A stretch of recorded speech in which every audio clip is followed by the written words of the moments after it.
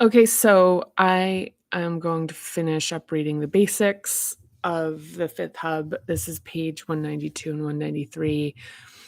And um, this is Truth and Sound and Silence. And, just like something kind of, as I've kind of been prone to do is talk a little bit like almost like vlog style about where I am in my process with this. I think originally I was just talking about the book and having recollections of the process of writing it. Sometimes that comes up as well.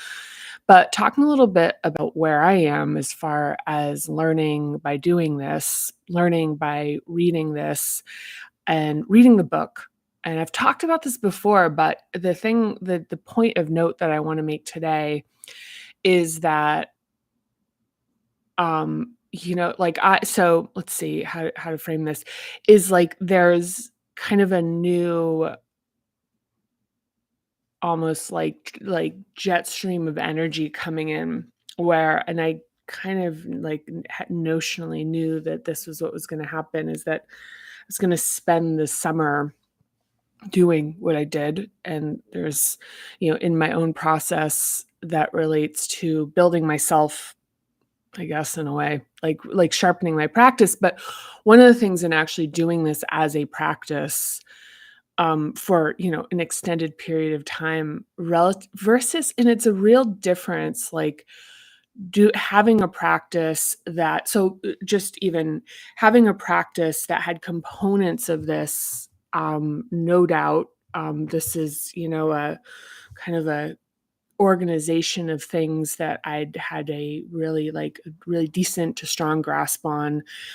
But writing the book and creating this also addressed gaps and in my in the and gaps, and this was something in my yoga practice where I was finding that like they're just missing pieces in terms of like my own, I guess I'd call it self-actualization, where it's like I can't access these parts of myself and there's things that aren't totally like whatever. Like yeah, I mean, and that the in the beginning of the book, there's the Toni Morrison quote, which is if there's a book that you need to read that hasn't been written, you write it. That's what this book is.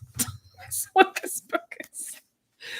Somehow it's like significantly larger than me. I mean, I really do have to enforce that because that's one of the things that's become very clear in the last couple months is the separation of me as a practitioner to the actual methodology itself and as it exists in the world.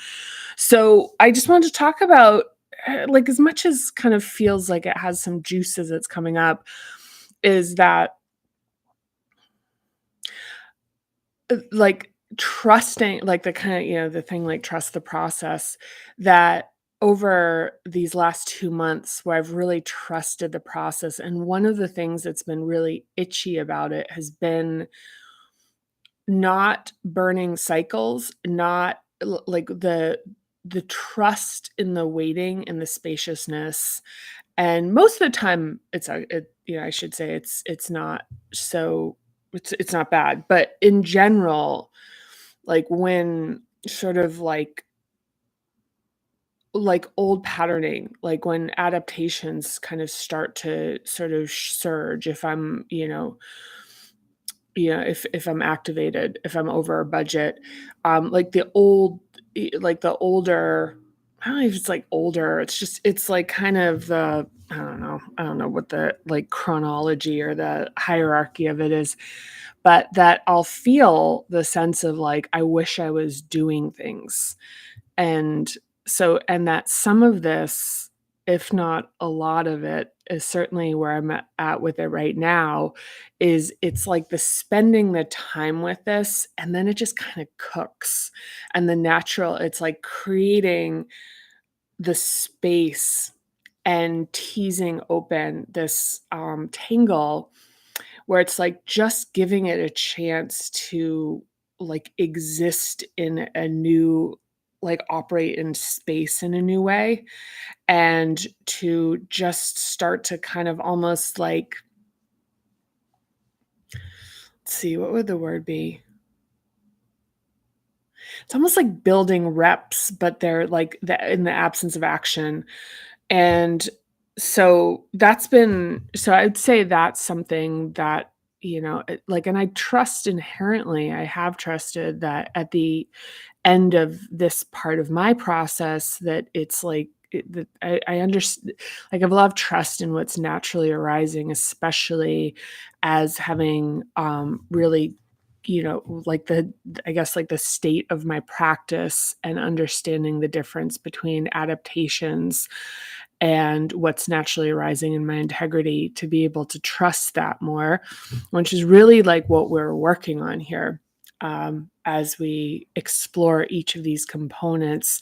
At the end of the day, and I kind of spending a lot of time talking about this feels right, is at the end of the day, really what this is about a like reunification with the ultimate relationship that you have with yourself, and kind of like a discarding or softening or disintegrating of, these healing or whatever, of these fissures of these beliefs that we have about ourselves, where we're actually oppositional internally, where we believe, kind of like to the point of like original sin, or, the shame, that, shame is what keeps us from running amok, and that, fear keeps us safe, and anything, even like things as we ascend into the upper hubs, where tying beliefs that like the the torture and the anger and the, like the darkness of, and the difficulty of emotions are kind of propelling creation, um and, like the idea that that's where it's emerging from, but it's awareness of it that's emerging, that creates the art. It's actually this thing we're coming back to, that like sees it and is trying to surface it as a conscious notion. Like, so it's like the anger being like, no, it's the anger, no, it's the addiction, no, it's the whatever. Um, it's like the creation is this kind of act of consciousness arising to kind of show it and start to reveal its truer nature. So, yeah, so I guess the thing that I just want to make note of here, vlog style, is that I'm feeling like a shift in the amount of energy for doing that I have. And I'm still in, and I think that one of the material things that I'm noticing in terms of a change is that I really sought to hit kind of a like enter a 0 point state, which means that I'm like trying to operate without pulling in the context of previous experiences, like to as much of an extent that I can, as far as like my thought about like how to build Parinama was very similar coming into, even this year, was very similar to building something that's very conventionally commercial, and but even in that I was seeing that there wasn't the feeling of a naturally arising sense of like, this is the right thing to do. Like, so I follow that sense very like, actively, is follow the sense of like, what is this kind of thing?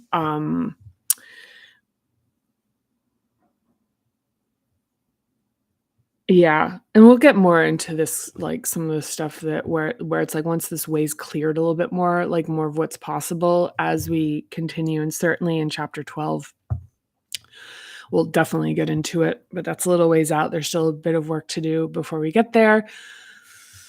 But yeah, I mean, just to like where I'm at right now is I have a better understanding of what is required. I think that I've probably talked about this before, but the idea that I wanted to make Parinama extraordinarily accessible to anyone, and realizing it's a little bit too powerful for that. Like, I think there are people that really, where they're at in their process is really more about like kind of some of the stepwise things of trying a few things out and like being able to validate that. I mean, I know it worked this way for me. So, and it seems to be kind of a thing, and maybe it isn't. I don't know. But I think it is that like the hope that there's like one thing you could change that would address what we're doing here. Um, like that it's like, and most importantly that it's something like kind of wrong with you, it's like that you're, procrastinator, you're a bad at this, bad, like that kind of thing. I mean, it's really antithetical, and I recognize this as being something that's really, like, hard to even wanna hear because it's something I wouldn't have heard. So, I'm just saying this because it's like I really recognize that if somebody had said to me when, like 10 years ago, 20 years ago, f maybe 5 years ago still, it's still kinda there, to say, "Look, the thing that is actually the issue is that your relationship with yourself is fractured, like, that if you could just understand that there is nothing wrong with you," like, that's the greatest lie that's ever been told is, like, this creation of, like, distrust, fissure, separation, and this division internally, that's just the whole thing, and as long as, and it's the being able to trust and build a relationship with ourselves and see that kind of divining rod and that trust, and also that the lack of that trust for some people, and these are probably people where Parinama might be a little too far forward in the process. I don't wanna say that that is or it isn't, but I don't wanna limit this, but it's just kind of my sense, is that people whose trust has been so fractured that they're really connected to a worldview where the world is a reflection of that inner fractured state, like that the world is, where like there's a lack of trust. I mean, one of the things that I think is a really good example is that, like, as a generous person, I'm pretty free flowing with giving things to people. I'd like to do it, and I don't, it's like part of it is like, yeah, it's kind of like a point of joy. It's been like that for me since I was a little kid. Like, it's part of my thing. I mean, it kind of became an adaptation in kind of a weird way, but it is a naturally arising thing for me is generosity. And and one of the things that's interesting to me is how people can find that generosity confusing.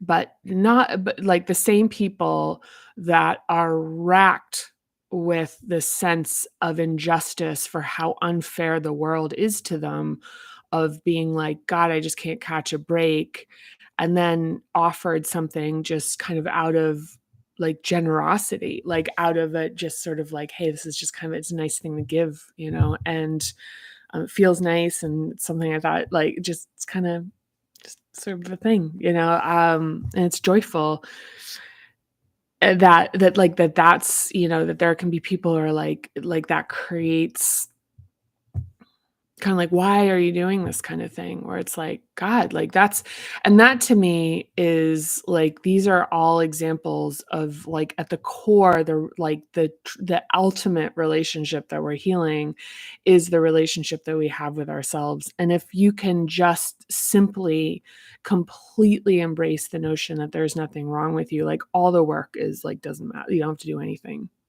You don't have to do anything. If you can embody, internalize, it's kind of like, yeah, it's, there's no, yeah. Yeah, and I mean, and honestly, it really is like ideally this exploration and the time that we're spending here is an act of love so that it's not an act of, sort of perfection seeking or trying to, like some of the classic kind of patterns of like self-development and self-help, that this is time that we're spending with ourself, like real like truly is like as an act of like love and attention and restoration and whatever. And and I feel like I want to say again that um like, this is really ultimately like, the end goal of this is to be able to get to, to clear the way to this naturally arising integrity that connects with passion and delight to things, and, like, using that sense as the divining rod. You know, it's kind of like the things that give you energy, like tracing the route that way and finding the way that way. The things that and by giving energy, and I made a, like, sort of conventional YouTube video on this in the beginning of the year, is that it's not that it feels good. It's just things where there's a sense of, like, like, a very particular sense of activation with it that's energizing. So it could be like you're a little scared. Like, I don't know if I can do that. Like, oh my God. Or it's like this is really uncomfortable, but I'm like getting energy from it in the sense of like, and that you can see and like, yeah, it kind of grows me. Like this is kind of hard to do. Like but it feels like there's a sense of rightness to this. This is something, of course, even as I'm saying it, I can like, there's all the kind of other nuances with this, but I just would encourage you to explore that notion. Um, Yeah, yeah, so here, there's a whole thing where and I've experienced this directly and certainly had many conversations about this, which is like, how can I be doing an easy job? How can I be living a very comfortable life that is, like all, comfortable, aspirational, even having, like sort of the admiration of people or whatever, be an executive, be making a lot of money, live in a nice house, all this kind of stuff, and be like this, like that, like stone cold miserable. How can I have this like perfect, this like notion of perfection? And a lot of times what that has is like the this like intellectual kind of, or I don't know what to call it, the adapted sensibility is kind of like, okay, I need to seek other sort of like culturally sanctioned perfections. So it's kind of like, oh, you know what the thing is now is like, I need my body to be great. Like, it's like, I have all the money, I have all the career, I have this, I need my body to be great. And then it's like, oh, you know what the thing is like, I need to have this like perfect partner. That's the thing. So it's like always this like whack-a-mole of this thing that's like, that's the thing, that's the reason. It's something outside, it's something external. And even the thing about like a physical like body work is that like being really careful about the notion of like how it's experienced. Is it experienced as how it feels to live in your body, that it feels really good? Or is it that people will see me and like validate me? Is it that it's like it'll feel great to be like really strong and feel like sexy or feel like whatever, like healthy, vital, like even how it would feel to wear clothing that feels different, like that, like the thing where it's like, is this an inside out kind of thing, or is this a outside in? But anyway, so that's like a pretty significant preamble in this. I'm probably going to read through this. We'll see what comes up. I mean, one of the things I can tell you is both of these topics, both truth and sound and silence, this is the beginning. We're really going to do more. I don't even know, like it's kind of the dip the toe in the water, because these are sort of topics, and I guess like how it's organized. I'm trying to remember writing it. How it's organized is that it's like trying to take things sort of at the sort of like nuclear level, or even like sort of like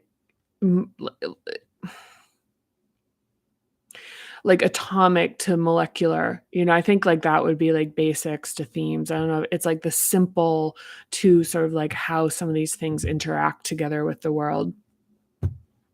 That might be a way to describe it. Maybe there's that. So, okay. So I'm going to read once again. This is page 192.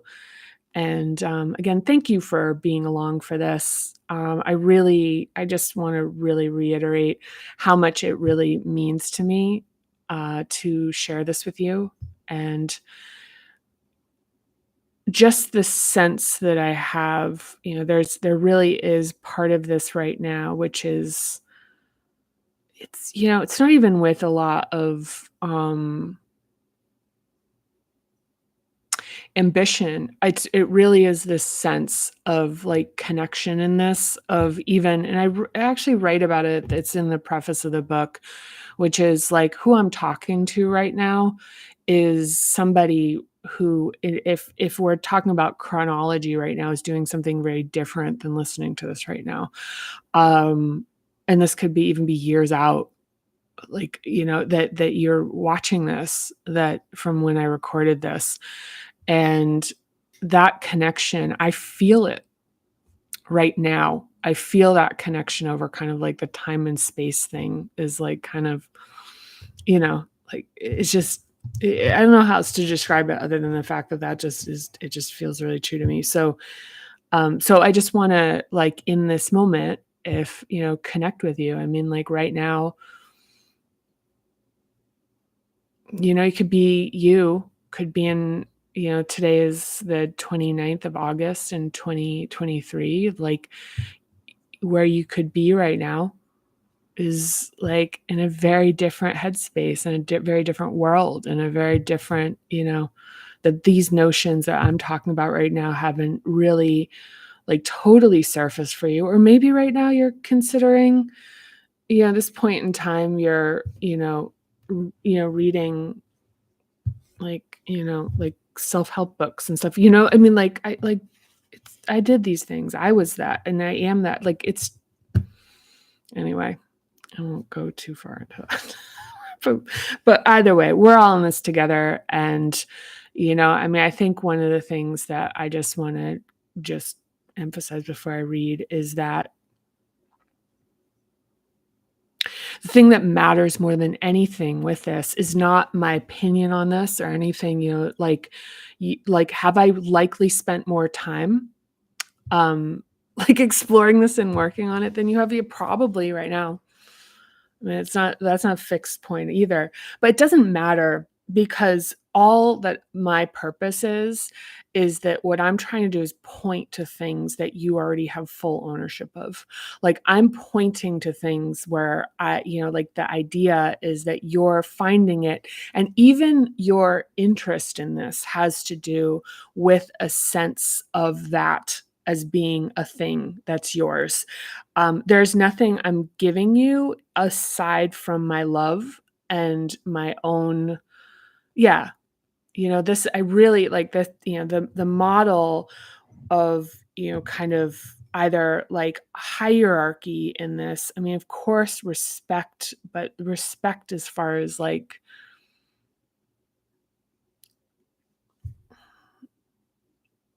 respect, like, certainly not more respect, like being mindful of like elevating, like first of all, before, like tuning into your own sense of like respect for yourself for showing up for this first. Like don't externalize first, like internalize, be like, wow, I'm showing up for this. This is the, this is kind of the Iron Man of the space.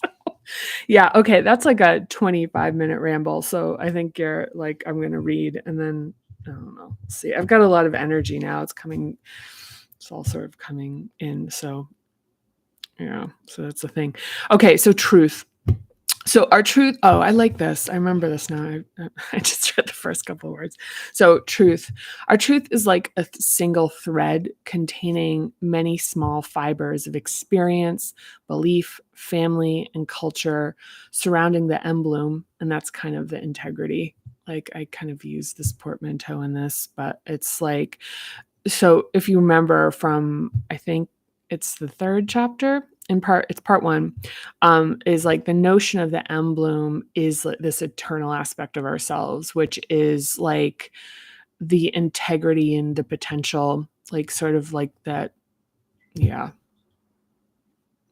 Yeah, and I came up with that. I've had some people ask me about that, and honestly, it was because it really related to my direct experience at the time, was this feeling of this arising, like, integrity, like, the feeling of the core, I guess, like, a soul, like, whatever, all the, terms that are used throughout all sort of, like, faiths and cultures on this notion of this, like, eternal aspect of ourselves, but also that there felt like there was an impetus in it. Like, so it's sort of that.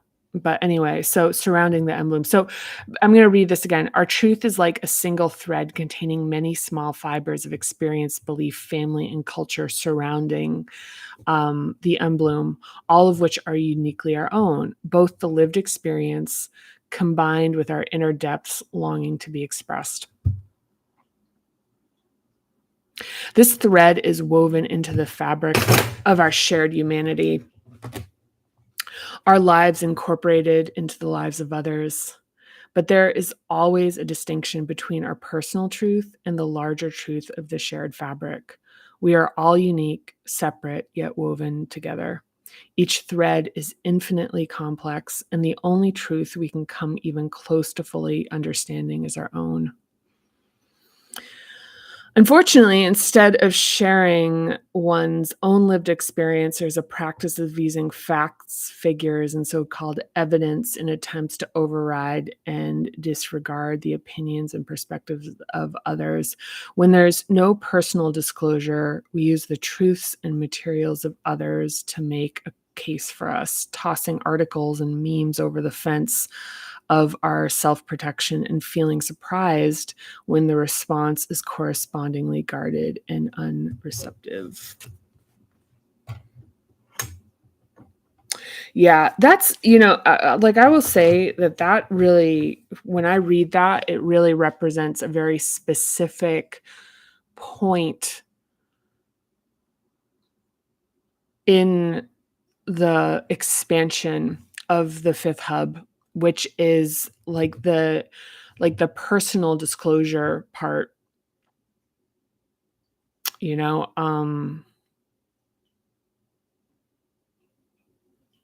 And it's not that they're like, and there's no shade on this. Like, I really want to make a point that it's like none of this stuff is like, one of the things about any of these behaviors of protection is that they're protecting, you know? And even, I mean, yeah, like anything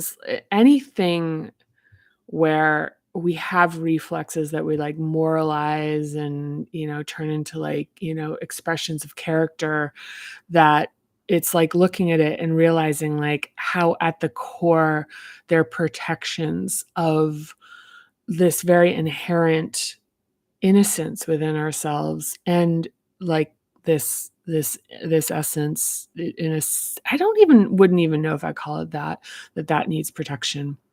I'm going to rewind that. It's more this particular experience of being alive that needs protection, the physicality of it for the most part. The physicality, yeah, because without the physical body, we're a ghost, and without the ghost, the enlivenedness, we're a corpse.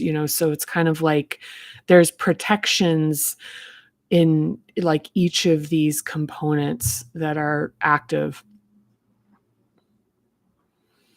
and very strong, and they seem to be pulling in opposite directions at times, but that's already in the part one. So, okay, the only person we can change is ourselves, and why would we want it any other way? If we can change others against their will to fit our worldview and preferences, it means it would be possible for others to do the same to us.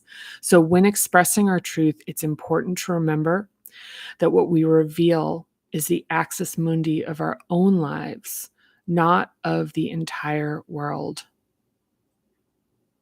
So when expressing our truth, it's important to remember that what we reveal is the axis mundi, which is like the central axis. I don't know why. Maybe I really felt like I'd use a fancy word there. They're like, and there's implications with that particular terminology, but whatever. It's kind of pretentious. Of our own lives, not of the entire world. So again, our perspective is a unique formation, different from every other human life on earth, yet part of a shared experience. So aversion, disrespect, and censorship are ways to avoid experiences that deviate from our own.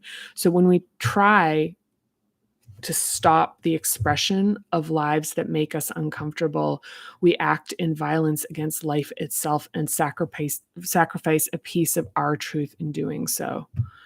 So when we try to stop the expression of lives that make us uncomfortable, we act in violence against life itself and sacrifice a piece of our truth in doing so. And keep in mind, there's like everything, there is extraordinary amounts of nuance in this. And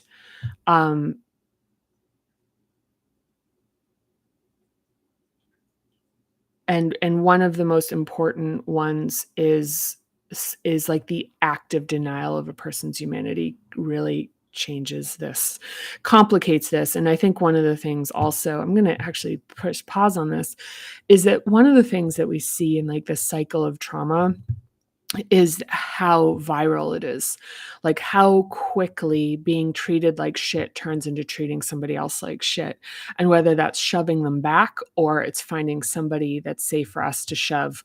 But it's like realizing that that sense of being disempowered becomes internalized and needs an outlet. And so it's like, do we dehumanize and, or like it's like, so do we push back and think, oh, the person that did this to me is like subhuman, or do we find someone else and like kind of push that cycle in a different direction and spread it even more exponentially? So it's kind of like, do we strengthen the original node or do we like expand it outwards? And this is a very difficult thing, and I really don't, I think honestly, it's one of those things in this where it feels, like kind of my sensibilities, it feels really unfair. I mean, there are things that are in this book that as they arose, it's like the insights arose that I felt really uncomfortable about. But, in this, it is like,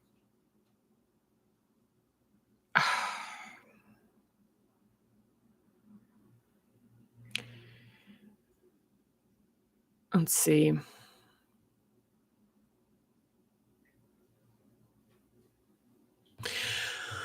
So it's kind of like, I think the power of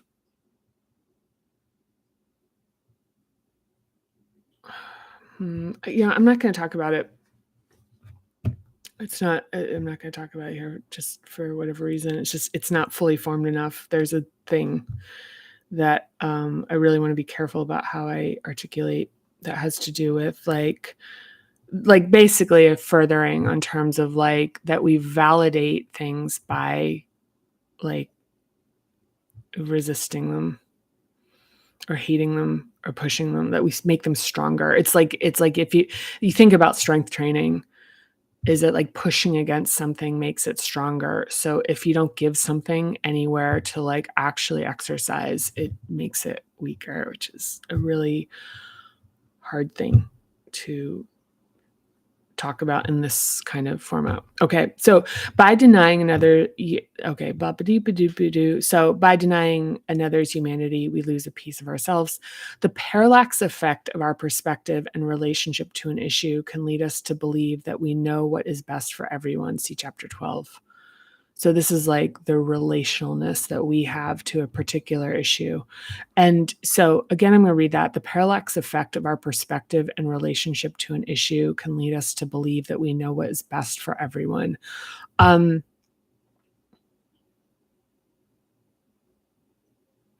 I think one thing is to like zoom out in apertures. You can say the exact same thing about me talking right now. Everything is like all truth contains paradox, and every single perspective is a perspective. And mine is no exception to that. um, and even the thing of like spending a lot of time like kind of can't like sort of turning it into a book, gives there's almost like a thing where it's like, well, that now creates this kind of form of credibility. But in some ways, one of the things in some ways that can really actually, I found that if I'm very overspent in terms of being like my nervous system is activated and very close to being over budget, that one of my adaptations is things that are contrary to like this belief system essentially that's stated in Parinama, that I feel very allergic towards it. Like I have a very like it's like I have to really be, and we'll talk about adaptations in the seventh hub, but um that makes me like the feeling I have is that it like makes me anxious is to be exposed to information that's contrary to, that represents a different perspective than the one that I have. So there's that. So if your truth interferes with another's ability to be free, then it's dishonest. There's no absolute truth that requires the subjugation, denial, or dehumanization of others. I'll read that again. There is no absolute truth that requires the subjugation, denial, or dehumanization of others. Everyone we meet is on a continuum of their past, present, and potential. This doesn't mean that we need to invite them all into our lives, but it does ask that we demonstrate compassion for our shared humanity to the best of our ability. Except in the case of oppressed and abused people, survival and preservation of their own human dignity comes first. I like blasted through that.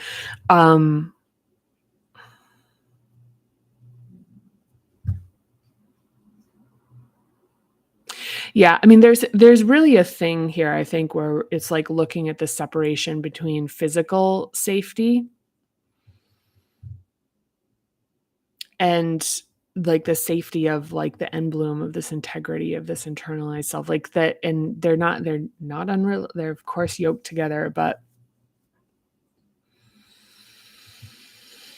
in terms of the order of operations, physical safety, psychological safety, yeah,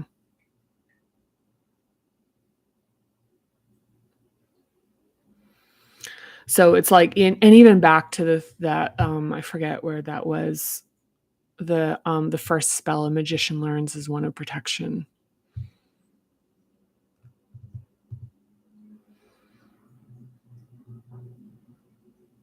So that's it for truth. Please, any thoughts that you have? Anything that resonates? I'm really interested to hear. It's the first time I've read this, actually, and this is the first time, and I will say that most of the time that I'm doing this work with people, I'm doing the earlier hubs. So this is also a little bit of a new exploration, is doing this like in the sense where there's like, it's like having a conversation about it. So I'm really interested. And yeah, I'm really interested, like as far as like what here is kind of like what resonates, what doesn't, even, but more like what resonates, I think, is usually kind of the thing. But if there's something that's like evocative in terms of it feeling like I don't like it or whatever, I'd love to hear that. So now the second part of this is sound and silence. Again, this is the beginning of a topic that will be continue to be explored specifically when we get into chapter 10, the seventh hub. So, okay. So the sound of our voice is an indicator. Oh yeah. Here we go. This is good. Forget how much, like how rich this particular hub is, like all of them. So the sound of our voice is an indicator of adaptation in this hub. Baby voices, vocal fry, and other constrictions indicate an inability to be entirely centered and comfortable. Trying to sound younger, sweeter, and less threatening is a social condition, usually for women, that's absorbed unconsciously through the subtle influences of social approval and disapproval. Oppositely, An overbearing, loud, tone-deaf voice that fills a room tends to crowd out other voices. If you tend to speak with any other affects, experiment with releasing the constriction in your throat and talking in a more natural, relaxed register. See how it feels and notice how people respond. One client I interviewed told me that she thought she sounded butch and unfeminine when she tried this. Another told me he initially thought he sounded too quiet until his boss said he seemed calmer and more confident. It can take some patience and getting used to, but notice how people respond to an unrestricted, authentic voice.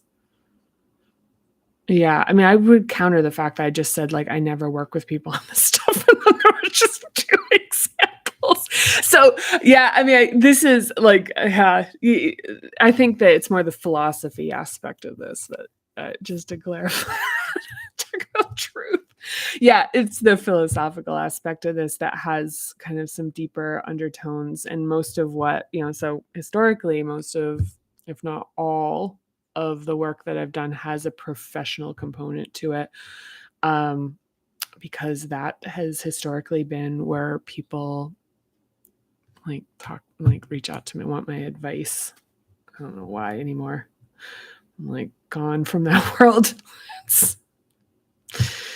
Yeah.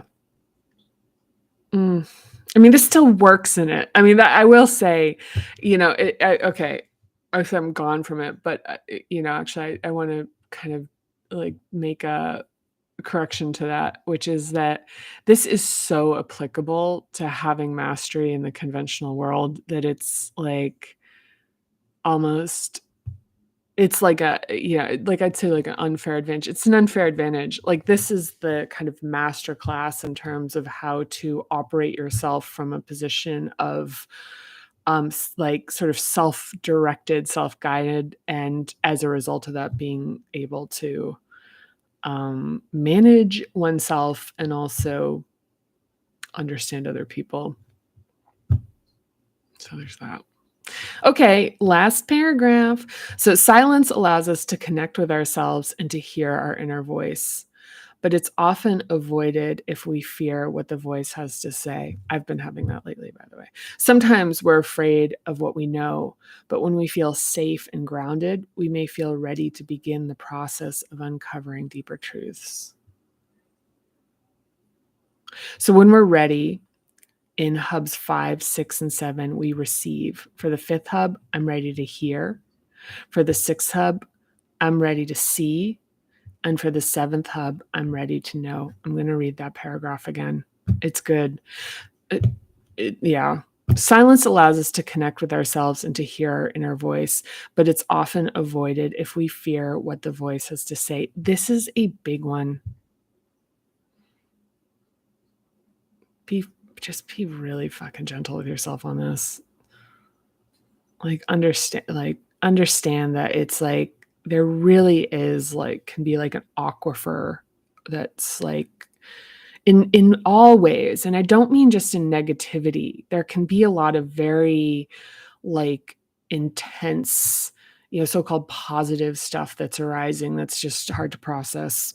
This isn't just about like the shadow. It just can be about intensity, because there is also kind of, like one of the things about this is one of the things you've been suppressing is like kind of the specter and the expansiveness of what is contained in this experience of your life. So this is one of the things like that can be overwhelming. It's kind of like that our greatest fear is not that we are inadequate. Our greatest fear is that we are powerful beyond measure, is very real. And for many of us, it's particularly terrifying because we know the implications of being powerful, because it is the greatest taboo, as we've discussed in chapter 6, sub 3. So it is not something to say like, why am I not afraid to be powerful? It's like, well, there's good reasons. It's not, yeah, it's not really like met with open arms. In all, yeah. That's kind of yeah. I mean, come on. So sometimes we're afraid of what we know. But when we feel safe and grounded, we may feel ready to begin the process of uncovering deeper truths. So when we're ready in hubs 5, 6, and 7, we receive. For the fifth hub, it's I'm ready to hear. For the sixth hub, I'm ready to see. And for the seventh hub, I'm ready to know. And so within this hub, like one of the things, like listening, we talked about the protection of kind of filibustering to block information from entering. And I do think one of the things that's very real is it's controlling the voltage and the flow of information because, certainly for myself, I wanted to live in a more contained notion. I wanted a simpler life than what is like it is like is and has been in the cards for me. It really appealed to me, that notion. It's not available for me. And so kind of that constriction is, there is a reconciliation of who and what you are. That, it's like when we talk about the fourth hub, it's like how much of ourselves did we have to hide to belong? And then we go into the third hub, it's like how much of my power did I have to, was subjugated and kind of turned against me, where it's like how much of my power was vilified, how much of my power was turned into behavior, anger, these problems, and directed and turned into shame, and then, how much of like my desire in the second hub, it's like how many of the things that I want, like how much have I suppressed the things that I desire because those have been labeled in ways that do not support my better interest. And then, of course, all of it exists on the foundation of like trust and the sense of physical security. So if that's rocky, if that feels unstable, if that feels soft, if it doesn't feel grounded, or like mushy rather, then, then the stuff that rests on top of it is going to have a really hard time kind of like maintaining purchase. So, all right, that was a good one. Like, I don't know about you. That was a good one. Yeah. So, I mean, one of the things that I would really encourage in this practice, and as we're continuing, is to make a commitment to do some like free form journaling where you're just expressing things that are arising and you're writing them in the fashion and the style that we've talked about. It's in the 11th chapter here in the book. Buy the book. I know it's expensive relative to a book, but it is like what exists within this is like extraordinary in its scope and how much in terms of like materials and context and reference and all this kind of stuff. As you can see, as we keep going, it gets kind of like beneficial to have it. If you can, highly, recommend it. What was I going to say? So the journaling exercises, it's really just about like expressing, and maybe in one of these sections, I'll read a little bit from some of those exercises that have just been going a little bit long. So I'm going to wrap this up. But for just as an open, like journaling kind of notion right now to use is to just a Word document or a piece of paper is to just sort of write and say like, kind of what's coming up right now. And just say like, tell me a bit more about that. Yeah, tell me a bit more. Like, seems like there's something more to that. Tell me, like, I'm interested. That's really interesting. Tell me more. Like, and just watch how that unfolds, and then just kind of process it and then like destroy the document. Like it's not for like I really want to emphasize this. It's such an inclination to try to store this stuff or feel like there's an audience or you're going to read it in the future. I mean, maybe if it really feels like something you want to do, go for it. But ultimately, I think one of the things is like you're trying to really barf up stuff that it's like it's really hard to see. So you're actually just trying to surface it to consciousness so that you can see it for what it is, which is just sort of a like passing thought or passing notion that really is like once it's exposed to oxygen light, it just dissipates for the most part. Sometimes it sort of surfaces more anger, but it's opening a chance to have more expression.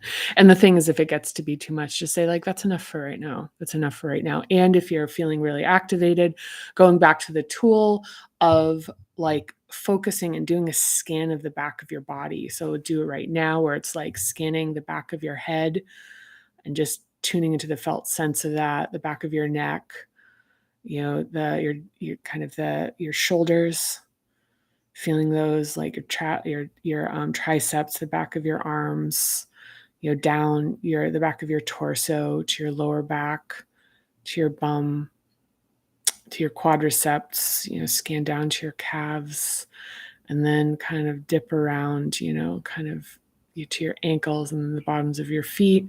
Just tune in and like have your back in this. So it's like a tool for activation, to counter a feeling of feeling overwhelmed. So there's that. Okay. So that's it for now. Again, thank you. I appreciate you so much, and I will see you next time. Bye.